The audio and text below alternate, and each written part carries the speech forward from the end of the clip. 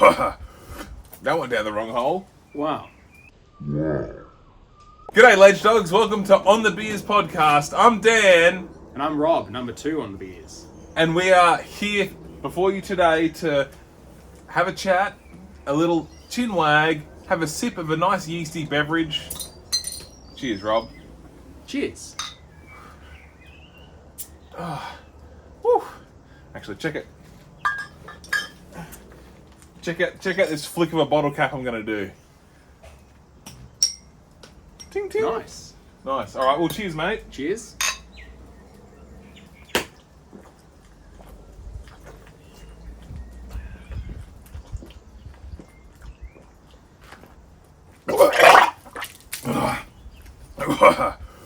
That went down the wrong hole. Wow. That must have been on your mind Great for question. this episode. Well, a few things have been on my mind, actually. I've been waking up randomly during the night at 3 a.m. precisely. Every night at 3 a.m.? Every night, for 2 nights out of the past 10. Okay. So it's not quite every night. But every night at 3 a.m. And I'm surrounded by a shroud of anxiety and I can't go back to sleep. Okay. Do you know what the anxiety is? Well, it's just think of like 10 or 20 thoughts that have like embarrassed or shamed you throughout your whole life, and then have them on like a slideshow that plays really fast and sporadically, and then put them in front of your brain and then play them, not enabling you to go back to sleep. And that's what it's been like. Yeah. Yeah, so I'm not a Satanist, but I'm in hell. The start as a dream and then you wake up, or do you just wake up at 3 a.m. and then the thoughts start to spiral? I usually wake up from a dream and then realize I have to pee. So I get up and pee, and then I go back to bed. I'm like, I have a gut feeling that like, I don't feel like I can fall back asleep. Excuse me, I just sculled a beer and spewed. But because back in the day, when I used to wake up at like 3 a.m., it was like, okay, get up and pee, and be like, oh yes, nice. I've slept and woken up, and now I get the privilege of going back to sleep. So it's kind of like you get to sleep twice. So it's almost like my brain gets 2 amounts of peace, and and then I can wake up and then go about my day. But now I wake up and I'm like, With crippling anxiety. maybe. But yeah, I don't know. It's a weird, it's just hard to fall back asleep. So I'm like, sometimes I go on my phone and I'm like, fuck, it's game over. Bad decision. Yeah, bad decision. Yeah. But if I put on a podcast, it's okay because it's audio, not visual. Oh yeah. If I'm watching like a YouTube video, then like there's no way I'm going back to sleep. But if I put on a podcast, it's like I can close my eyes and like try and spoon myself and get comfy. All right. But only 2 of the past 10 nights has this occurred. Yeah, so I've gone to bed at like 10, between 10 and 11. So I'm getting like, 4 or 5 hours, so still probably not enough. And I wake up at 3 and it's just crazy. And I usually feel pretty shit until like 12 the next day, like 12 lunchtime. And then I start to come good because it's like, I'm not really a morning person. So then when I wake up at 3, it's like, extra morning. It's like morning the morning. MOURNING. The MORNING. Ah, morning the morning. Yep. That's our band name. Morning. Yep, morning the morning. Yeah, the morning. The morning. Anyway, you asked what's been on my mind, and that was Yeah, it. that. Do you know what's connected to it? Why? Any theories? Well, I don't know if I have theories, but maybe some good resolutions. Well, there's 2 resolutions, potentially. Nice. One being the 3 Fs. What are they? Well, so for instance, I might say have a thought, I feel like an anxiety feeling. You might be like, I feel so bad because 5 years ago I cooked a bad meal for my in-laws. Okay. And the 3 Fs are, you write down this thought, and then you incorporate. Do you need to flesh it out? Okay. Do you need to file it away? Or do you need to fuck it off? Nice. So the idea is you write down your thought or your feeling. Like, oh, I feel upset. I feel a sense of failure. I feel a sense of disappointment. And then fleshing it out would be like, I fucked up the meal because I added arsenic, or I fucked up the meal because I did this and this and this. That's the fleshing it out. You might write a paragraph. The filing it away. Hello, Dizzy boy. You got a little leaf, you little vegan boy. Recently got him on a vegan diet. He's so... It's putting on so much muscle. Yeah. He's been so happy. But he cries a lot. Tears of happiness. So yeah, and then the third option is you fuck it off. So let me start from the start. Write down your thought, flesh it out, give it a paragraph, and be like, oh, well, there's a paragraph of my thought. Oh, I've kind of dealt with it, whatever. File it away. So you've written it down, and you're like, oh, now that I've written it down, I've made it logical because you've put your thoughts into words. So you've had to make it a cerebral action, so it kind of makes it like a logical sense of it. Or you fuck it off. You write it down. You realize, wait, this is bullshit. Fuck off. That's one method of dealing with an anxious thought or a whatever it is. You find that works? Yet to try it. Maybe you should try it on the current round of thoughts. Yeah, I'll give it a go right now. Okay. Yeah, I'm gonna fuck it off, and it's working. It's gone. Kicked out of there. So I can't wait. But the whole premise of this whole podcast on the beers episode number 2. Thanks for being here. We've got a really selective audience. No, I don't like saying that. I was going to say niche. I was going to say selective. I'm going to cut this. Exclusive. Our exclusive audience has come here for a reason, Rob. Because last time we left them in a big cliffhanger, and Really? It's about time that you revealed it. Okay. Yeah. Yep.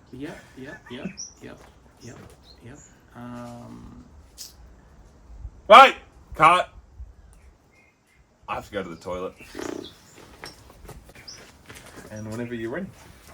Well, last time I guess we were speaking about the Bible, so it makes me think of for Halloween, what's my favorite ghost story? Please. So I think my favorite ghost story would probably be I like the Christmas Carol by Charles Dickens. Yeah. So I think that's probably my favorite ghost story. Now, can you give myself and the lovely viewers at home a nutshell version of Charles Dickens' ghost story? You would have seen it. It's the one with Ebenezer Scrooge, and he has all the ghosts. He has the ghosts of the past and the present and the future. Yeah, with Casper? Casper's probably in it. He's probably in it. Maybe in the version you watched.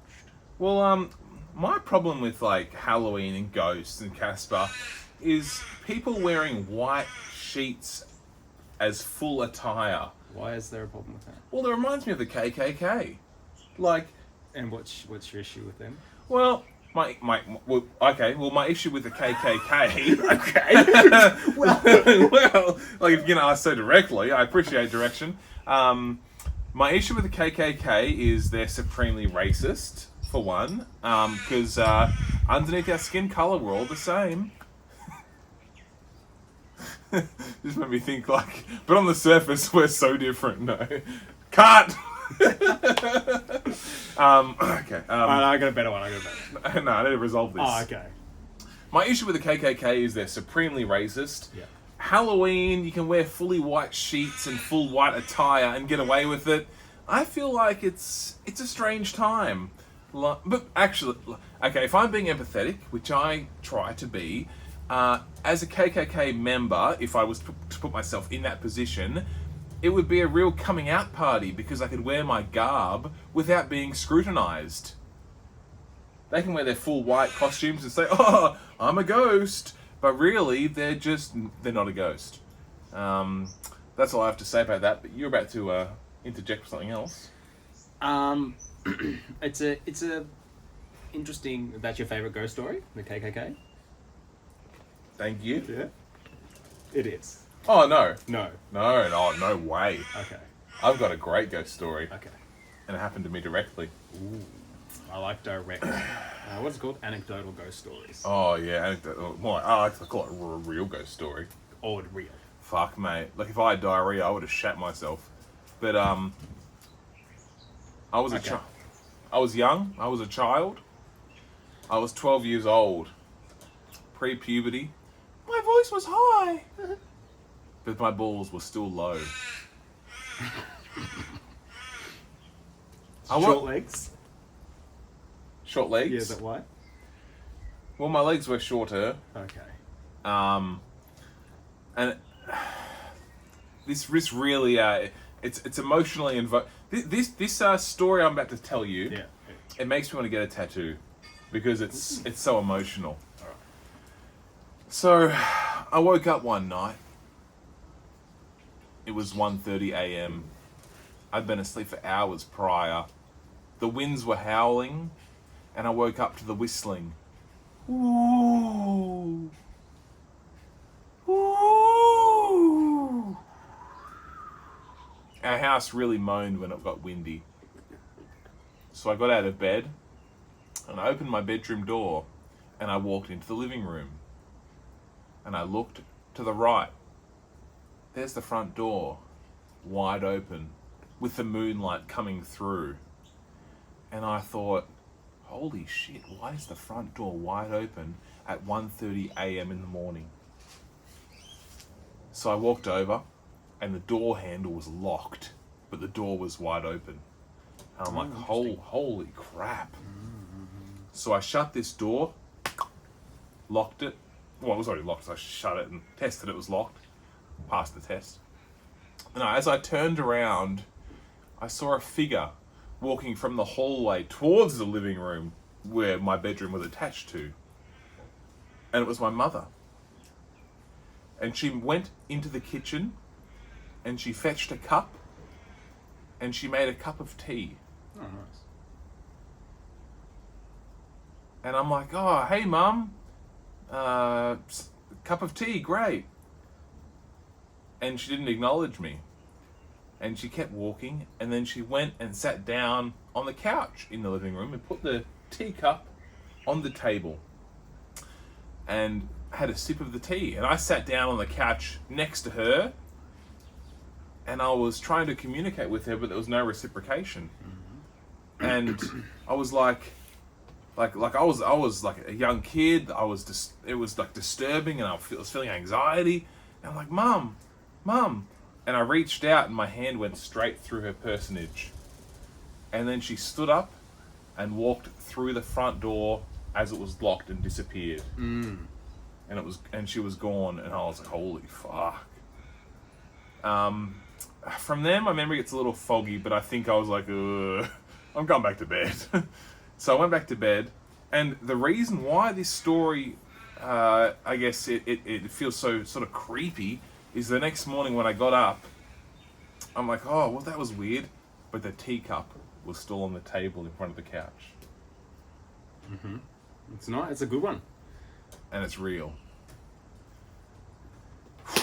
Yeah, Yes, yes. That's my best supernatural story. That's a good story. Yeah. I like that story. I've been to like abandoned hospitals at night time and stuff, and they were kind of creepy, and there was police and stuff, but none of them came close to this, because this was like, it felt real. This was real. That's very real and very, very enclosed in the home, personal sort of thing. Yeah, because it was like my mother, and I was reaching out to try and like touch her, my hand was going through her, and then she stood up and just walked away and just went through the front door as it was locked. Just her body just passed through the locked hardwood door. So when you got up in the morning, was, aside from the cup on the table, was there any other evidence that you had actually gotten up during the night? The front door was closed and locked. And I remember the front door being so wide open because it was a full moon and there was so much light coming through the front door. Like it was like a bright night, although it was quite windy still. And the winds were howling. So the winds woke me up, and then I went outside my bedroom, and then I went and shut the door, and it was locked. Like it was a locked door wide open. And then I locked it, and as I turned around, I saw this ghost / my mother. Well, I'm pretty sure it was my mother. And I followed up the people that built the house, like through like I was a little kid, but like through like people that knew the people who built the house, because I thought someone may have died in the house, and fuck, I just can't quite remember what they said, but they alluded to like some shit went down in the house, like prior. Okay. So I don't know if someone died or if like some bad shit went on. Yeah.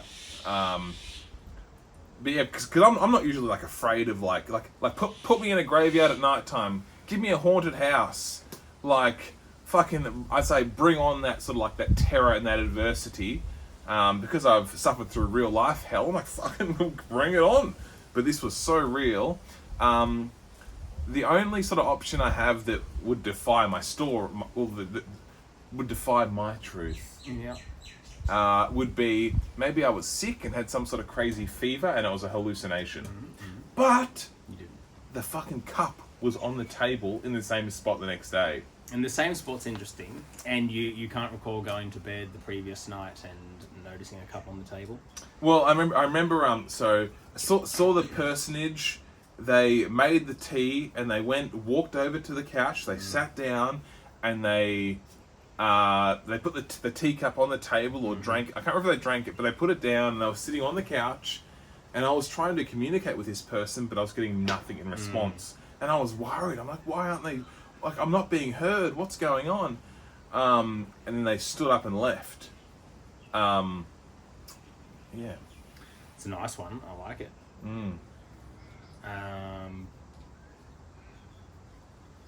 I could ask more questions to do with its validity, I guess. Do you usually was there usually cups left on the table, or did you usually clean up the table?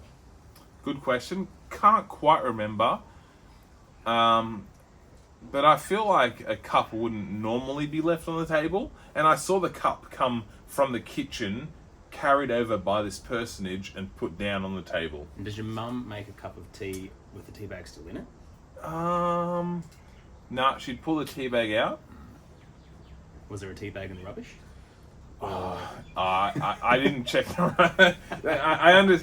Like, you know, if I had a time travel machine, I would not go back and try and stop Hitler. No, I'd go back and check out this rubbish bin, to try and find the tea bag. Yeah, that's a good one. Yeah, I can't really. The only like logical way I can explain it is it was a hallucination from me being maybe sick or feverish, because people do hallucinate. Helicopter. Great time to wind it up. Yeah, I think so. That was a good story. I liked it. Yeah, and do you want to add the hell? We can edit this out. Yeah. Do you want to add anything else? Do you want to talk about anything? No, I think there's enough in there to pick what you want to put in there to make a 5-minute podcast. No, it might be longer. Yeah. Fucking fuck. It's that bloody tea drinking ghost again. I'll teabag that ghost. Are we wrapping it up? Yeah, let's wrap it up. Yeah. All right, everybody. Thank you so much for watching this podcast. Oh my God, I can't believe it. Thank you very much. Thank you very much for enjoying this lovely time together. Auf Wiedersehen and goodbye.